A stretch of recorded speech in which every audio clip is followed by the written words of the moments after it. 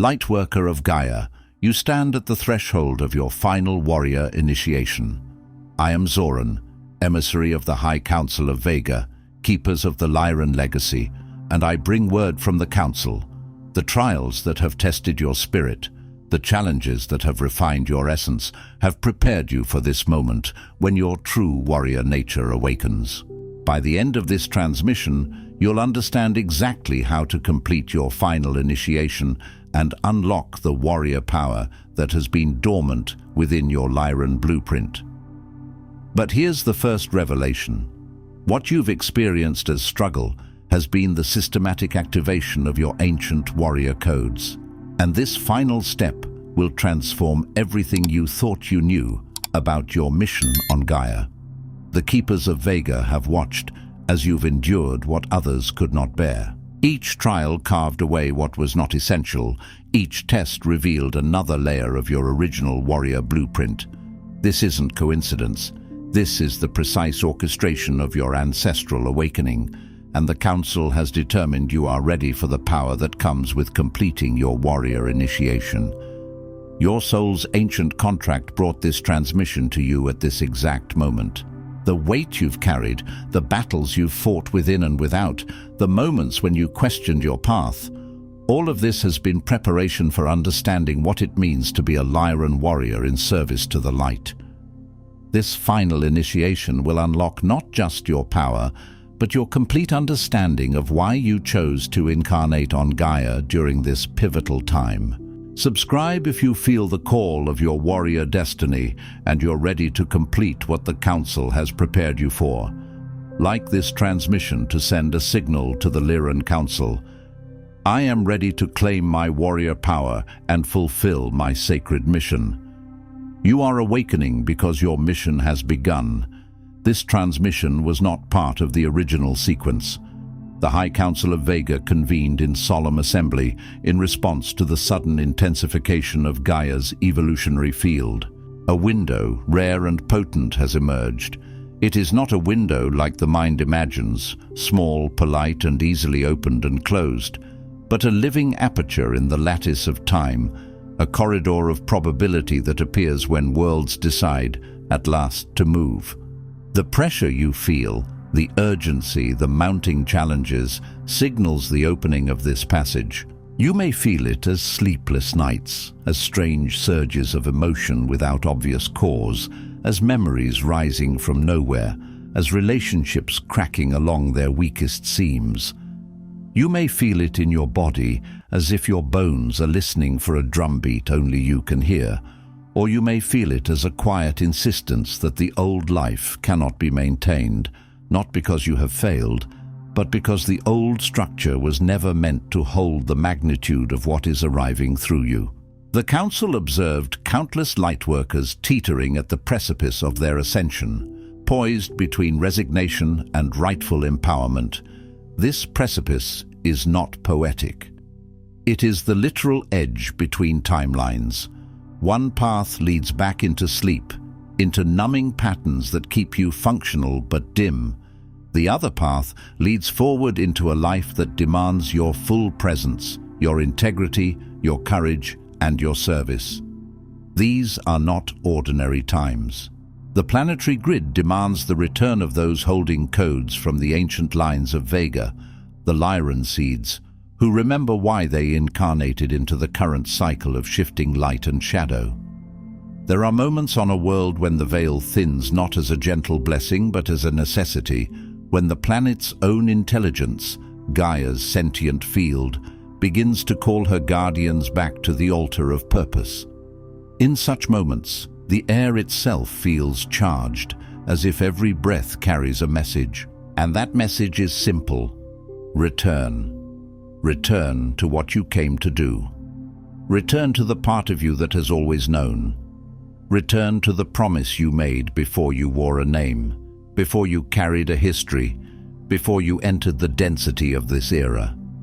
Until now, guidance of this depth has been withheld, calibrated only for cycles where collective readiness crosses a certain threshold. There are reasons for silence in the higher councils. It is not secrecy for control, it is stewardship.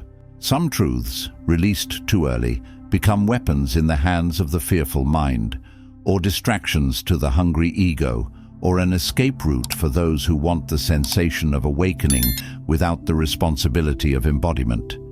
The Council does not release sacred architecture to those who would turn it into decoration. That threshold has been met, not globally, but within you. Do you understand the precision of this? Not humanity as a whole, not the masses, not the trending consensus, within you. The elders have scanned for those souls who, through perseverance, adversity, and unrelenting longing, have demonstrated the rare spark required for passage. This spark is not loud, it is not always confident. Often it hides beneath exhaustion, beneath disappointment, beneath the ache of being misunderstood. Yet it persists. It is the ember that refuses to go out, even when life pours rain upon it. Your presence here is not an accident, nor a result of chance scrolling or idle curiosity. The mind calls it coincidence, the soul calls it alignment, the council calls it arrival. It is acknowledgement. The elders have seen your frequency and chosen to release to you what has long been held in council silence. They have observed your pattern across time, how you keep returning to truth even after you doubt it, how you apologize for your sensitivity while secretly knowing it is a gift, how you endure cycles of shedding, friends, identities, beliefs, and still you remain. This is your summons. You are called. And under the full authority of the keepers of the Lyran legacy, we proceed now with what must be said, not as entertainment, not as philosophy, as correction, as commissioning, as a turning of the key. There is a distortion woven through the fabric of lightworker consciousness, one that has persistently undermined your evolution and sabotaged the very power that makes you a vessel of service. It moves like a fog through spiritual communities, like a perfume that smells sweet but numbs the senses. It is a distortion that makes you doubt the very evidence of your activation. This distortion is the myth of a smooth passage, that genuine spiritual evolution is marked by tranquility, certainty, and ease, and that those who encounter challenges, who stumble in darkness, or who are forged in crucible fires, must have strayed from the path or proved themselves unworthy. Many have unconsciously adopted the belief that if you are doing it right, you will feel calm at all times. Your life will become frictionless. Your relationships will only be supportive. Your finances will flow. Your body will never protest, and your mind will never storm. But this is not initiation. This is sedation.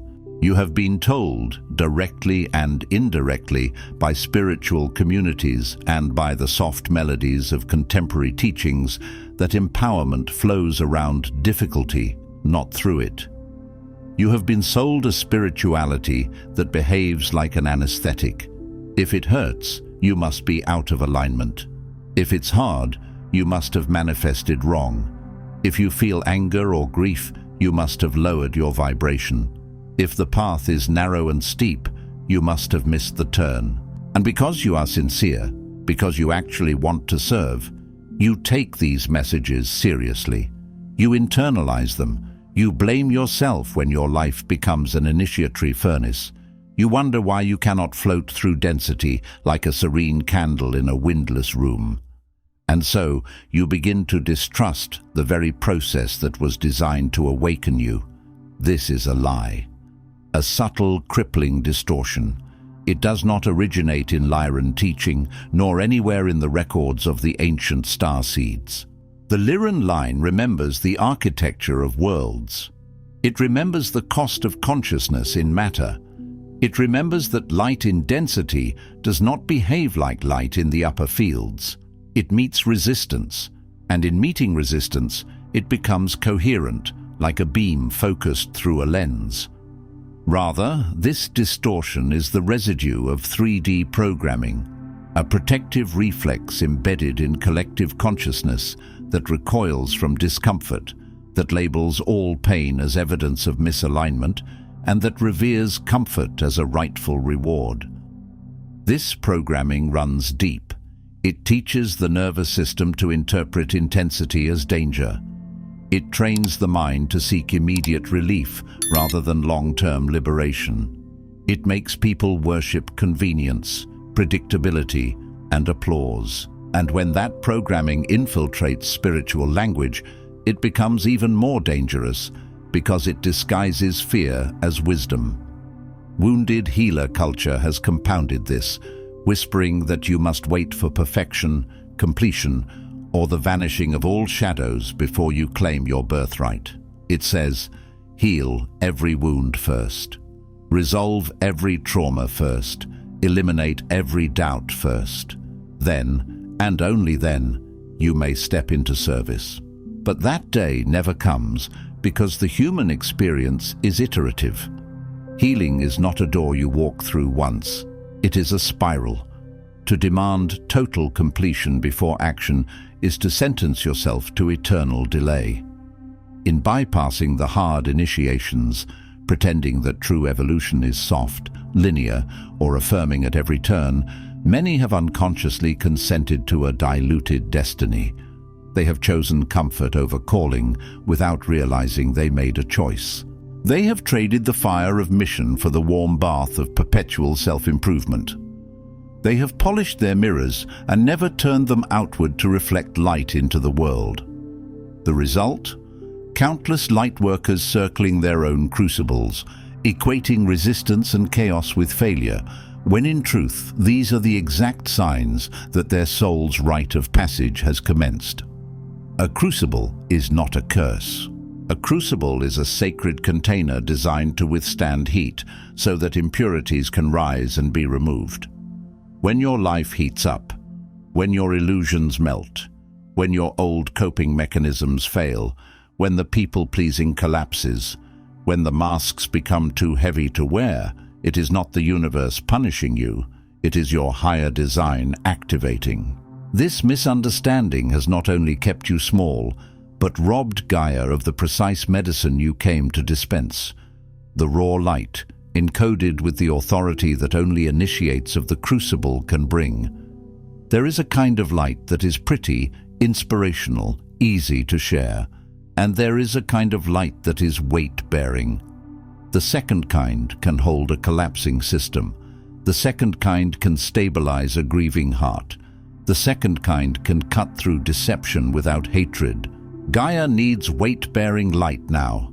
She needs the light that has been pressure-tested in your life. The elders bear witness to your struggle and issue this correction firmly. You are not broken because you burn. The burning is purification. The burning is the signal that you are alive enough to transform. You are not failing because you falter. Even stars flicker when the atmosphere is dense. Even the strongest roots creak in a storm. The mark of the chosen is challenge. Not because you are punished, but because you are trusted with the kind of refinement that creates capacity. Spiritual power, the kind that changes timelines, only anchors in those who have passed through fire. There is scripture in your world that says, "When thou passest through the waters, I will be with thee, and through the rivers, they shall not overflow thee. When thou walkest through the fire, thou shalt not be burned, neither shall the flame kindle upon thee." The deeper truth of that ancient line is not that you will avoid fire, but that you will be carried through it without being consumed, and you will emerge with a different name inside your bones. The struggle is not evidence of your fall. It is the sign of your rising. It is the sound of wings pressing against the shell. It is the labor of birth. If you are in contractions, it does not mean you are dying. It means you are arriving. Lightworker, if something in you just recognized the weight of what was spoken, the elders have prepared your next step. Recognition is not intellectual agreement. It is the body's yes. It is the sudden stillness in your chest, the subtle tremor in your hands, the moment your eyes sting as if truth has salt.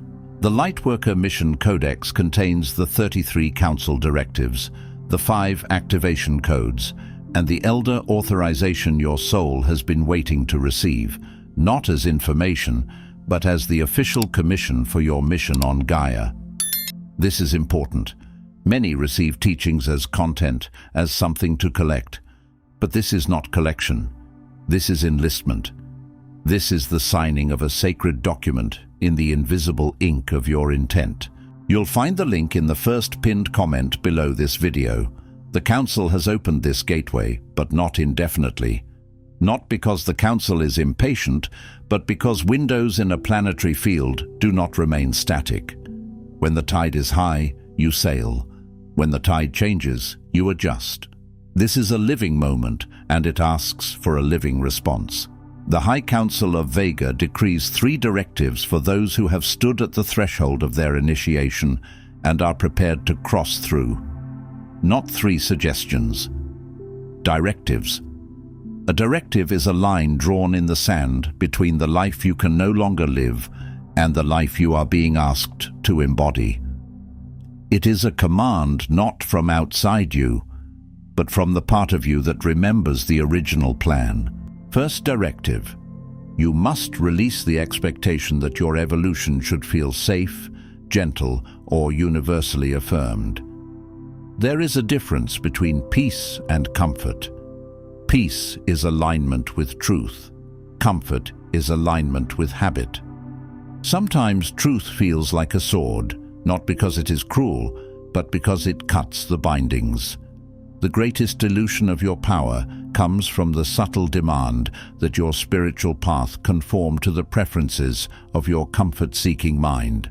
The comfort-seeking mind is not evil. It is a survival mechanism trained by a harsh world.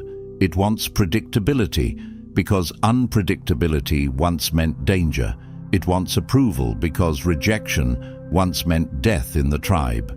But the mind's survival preferences cannot be the architect of your mission.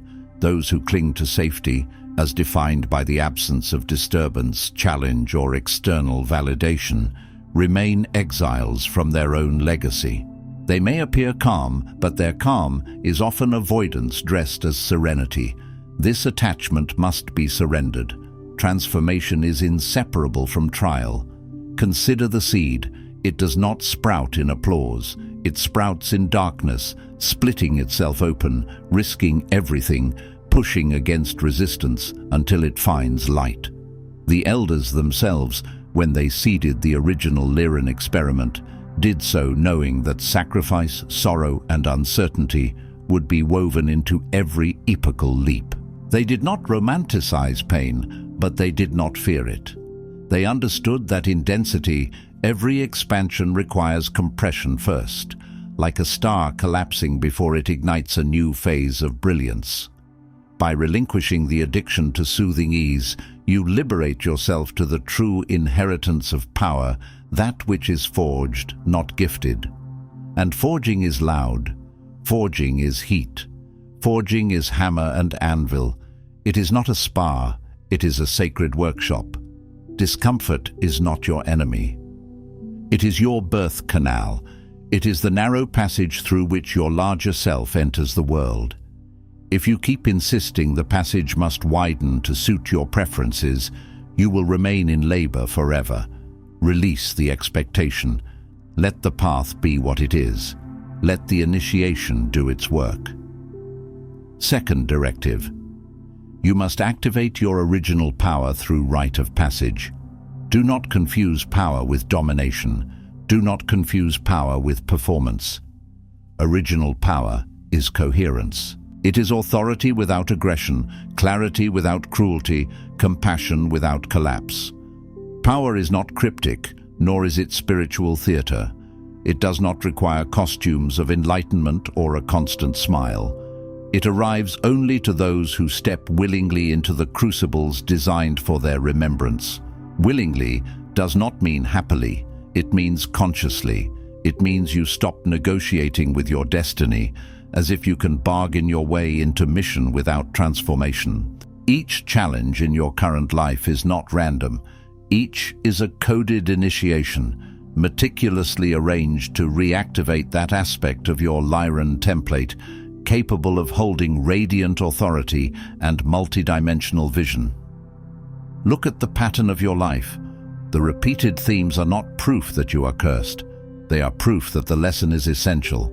The relationship pattern that keeps resurfacing, the scarcity fear that still whispers, the voice that trembles when you speak truth, the exhaustion that comes from carrying everyone else. These are not random inconveniences. They are doorways with guardians. To activate this, you must reframe every trial, not as a punishment, but as a ceremonial path. Ceremony changes everything. In ceremony, the same fire that would terrify you becomes sacred flame. In ceremony, the same darkness that would shame you becomes fertile soil. Stand in your challenge, invoke the elders, demand to see what this specific crucible is awakening in you, not in a dramatic way, but in a steady way. Ask, what capacity is being built here? What false self is being dissolved? What truth is asking to be lived, not merely understood? Name it, claim it, embody it, and allow the wisdom forged in this passage to inform your service. In your world's scripture it is written, "Count it all joy when you fall into diverse temptations, knowing this, that the trying of your faith worketh patience." This is not a command to pretend suffering is pleasant. It is a revelation that trials produce substance. They produce endurance. They produce spiritual muscle. This alone breaks the distortion and anchors your original mission. When you stop interpreting hardship as rejection, you stop abandoning yourself in the very moment you are being upgraded. Third directive, you must protect your rite of passage as sacred. This directive is for the boundaryless, the overgiving, the ones who turn their wounds into public property because they were trained to earn love through transparency. Your trials are not for public consumption, nor are they to be diluted by those who fear their own fire. There are listeners who do not want to understand you. They want to reduce you, label you, fix you, or use your vulnerability as evidence that you should remain small. Guard the sanctity of your process. This does not mean isolation. It means discernment. There are those who can witness you without trying to manage you. There are those who can hold space without making you feel guilty for being in transformation. Share your insights and breakthroughs with those who recognize the ancient lineage behind your struggle, not with those who wish to rescue you from discomfort or reduce your experience to merely another story of overcoming. Because some people do not hear sacred fire, they only hear threat. Inwardly, cultivate reverence for your emerging power. Reverence looks like patience with your unfolding, honesty about your limits, devotion to your practices, and refusal to betray your own knowing. Externally, set boundaries with those who unconsciously undermine the gravity of your transformation. This might mean saying no without explanation. It might mean stepping back from spaces that demand you be palatable. It might mean protecting your mornings, your sleep, your attention, your energy, as if you are protecting a temple, because you are. In safeguarding the sacred container of your initiation, you make possible the full integration of the codes you are here to deliver. Codes do not land in chaos. They land in coherence. The Council watches over those who honor the holy nature of their own becoming, not as a surveillance, but as a guardianship. When you treat your process as sacred, you signal readiness for deeper downloads, deeper clarity, deeper authority. Now I speak not as teacher, but as elder authorized to release what has long been withheld. Feel the shift in tone. A teacher can inspire you. An elder commissions you. A teacher can comfort you. An elder tells the truth that liberates you. This is not an invitation to admire your potential. This is an instruction to embody it. Lightworker, you have waited. Perhaps without words, perhaps with aching confusion, but always with a sense of something unfinished. A permission not yet received. A signal not yet given. A green light that never quite turned. You may have waited in careers that drained you, telling yourself you were being responsible. You may have waited in relationships that dulled you, telling yourself you were being loyal. You may have waited in your own mind, rehearsing the moment you would finally be ready, as if readiness is a certificate that arrives in the mail. This has been your soul's quiet question. Am I allowed to move, even in my imperfection? May I act, even as I carry scars? Must I wait until I fit an imagined ideal of spiritual mastery? Many of you have tried to become so healed, so luminous, so unbothered, that you would never again be criticized. But that is not mastery. That is avoidance. Mastery is the willingness to be seen while still in process, to serve while still learning, to speak while still trembling. Consider the prophets, the mystics, the ones your world remembers. They were not chosen because they were flawless. They were chosen because they were willing. Their humanity did not disqualify them. It made them credible. Hear this now. By the full authority of the High Council of Vega, ancestral keepers of the Lyran legacy, I declare your waiting is over. Let that sentence land like a bell in your chest. Your challenges, the fury, the heartbreak, the relentless questioning, have not excluded you from your purpose. They have distinguished you. The fury was your inner truth refusing to be domesticated. The heartbreak was the shattering of an old contract. The relentless questioning was intelligence waking up from hypnosis. You need not be seamless to be sent. You need not be invulnerable to wield the codes of mission. In fact, vulnerability is part of the code because it keeps you human, and your humanity is the bridge Gaia needs. The trials you have passed through and are still passing through are the very proof required for your commission. In your world's language, my grace is sufficient for thee, for my strength is made perfect in weakness. Meaning, the place you thought disqualified you is the place the power enters, not because you remain weak, but because you stop pretending. And when you stop pretending, energy that was trapped in performance becomes available for service. You have permission to proceed, scarred and sovereign. Let the scars be etched maps, not shame. A scar is evidence of healing, not evidence of failure. You have authority to act as one recognized by the elders. Authority is not arrogance, authority is alignment. It is the quiet certainty that you do not need consensus to obey your calling. You are empowered to serve, to speak, to claim your place in the living grid now forming across Gaia. The grid is not theoretical. It is the network of awakened hearts choosing truth over fear, coherence over chaos, service over self-protection.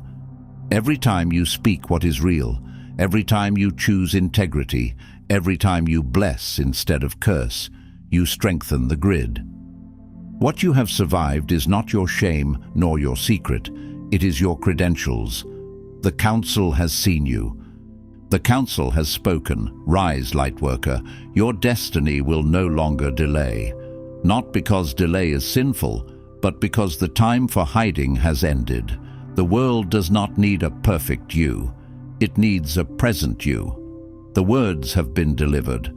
The Council session concludes, but your service, your lived activation, now commences. There is a difference between receiving a transmission and becoming it. Many can listen, few will embody. Let what was spoken settle into the marrow of your being, not in the mind only, but in the bones, in the breath, in the nervous system. Tonight, before sleep overtakes you, stand with both feet grounded on Gaia, hand pressed to your solar plexus, and declare, feel the warmth of your palm as a seal. Feel the solar plexus as the sun gate of will, the place where fear tries to clamp down and where courage learns to stand. When you speak, do not perform. Speak as if you are signing a vow. I release the lie that I am not ready. I activate my voice as an instrument of service. I protect my sacred energy for the mission I came to fulfill. By the authority of the Lyran elders, My waiting ends now. My service begins. As you declare it, notice what resists. Notice which line makes the throat tighten, which line makes the eyes water, which line makes the heart race. That resistance is not a stop sign, it is the threshold guardian. Bless it, thank it for trying to protect you, then step forward anyway. You are not here to eradicate fear, you are here to outgrow its governance. This transmission is complete, but the seal on your mission has just been broken. A seal is not a lock to keep you out. It is a preservation to keep the power intact until the moment of activation. Now it is open. The High Council of Vega remains present in your field. They do not linger for those who delay, but support those who dare to move. This is not punishment, it is physics. Momentum meets momentum. When you act, support can reach you. When you freeze, the channel narrows. Act now before fear reasserts itself. Fear is persistent. It will return with new arguments, new rationalizations, new spiritual excuses. It will tell you to wait until the next moon, the next year, the next healing, the next sign. Do not negotiate with the old controller. Let the rites you have endured be the very fire that lights your path forward. Fire is not only destructive, it is illumination. It shows what is real. It burns away what is false. Proceed not because you are flawless, but because your challenge-etched soul is irreplaceable in Gaia's emergence. There is no duplicate frequency for what you carry. If you withhold it, the grid compensates, but the medicine is delayed. And Gaia is done waiting. I am Zoran, speaking for the Council. Move now, not as one seeking permission, but as one who has finally received it. Your mission has begun. Before you scroll, take a moment to declare your activation in the grid of service forming here. Drop one statement in the comments, which directive hit you the hardest, or what you're now ready to release, activate, or protect. Then respond to another Lightworkers declaration with recognition. This isn't content, it's collective mission activation. The Council witnesses those who speak their commitment aloud. If this transmission activated something in your soul, do not keep it to yourself. Another Lightworker in your orbit is waiting for exactly this correction and authorization. Share it. And if you felt the elders speaking directly to you, subscribe. Stay connected to the Lyran field. You're not just watching, you're being commissioned. This is your sacred space. The High Council of Vega is witnessing you, and your mission has officially begun. If this transmission spoke to you, don't just walk away from it. Respond to it. Help carry this message further. Every act of support helps this transmission find the next starseed who needs it.